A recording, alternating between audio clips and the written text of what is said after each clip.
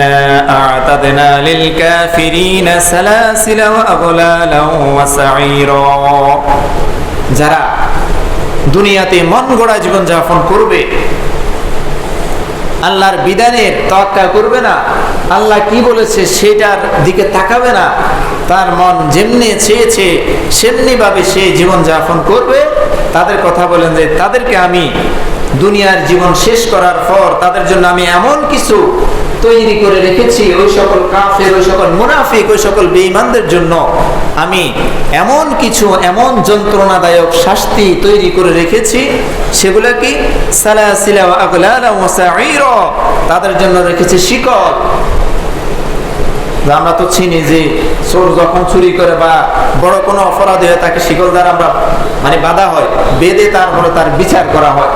আল্লাহ রাব্বুল আলামিন বলেন আমি অপরাধীর জন্য এরকম শিকল তৈরি করে রেখেছি, এবং ওয়াগলাল, এবং গলার মধ্যে যাতে লাগানো যায় গলার বেড়ি আমি তাদের জন্য তৈরি করে রেখেছি জাহান্নামে। তাদেরকে শিকল দিয়ে বাঁধা হবে, গলার মধ্যে বেড়ি দিয়ে এভাবে পেঁচানো হবে, এবং আর কি ওয়াসাঈরা, এটার সাথে আছে জাহান্নামের কঠিন আগুন। তাহলে যারা আল্লাহর বিধান মানবে না, মন গড়া জীবন যাপন করবে, খাইছি ঘুমাইছি বাস শেষ, আমার এভাবে আমার দিন চলে যায়, যদি এমন হয় আল্লাহ তাআলা এদের কথা বলেছেন যে এই সকল নাফরমান বান্দাদের জন্য আমি এক নম্বরে শিকল রেখেছি, যে শিকল দ্বারা তাদেরকে বেঁধে ফেলা হবে, এবং তাদের গলাতে বাঁধার জন্য একটা বেড়ি আমি তৈরি করেছি,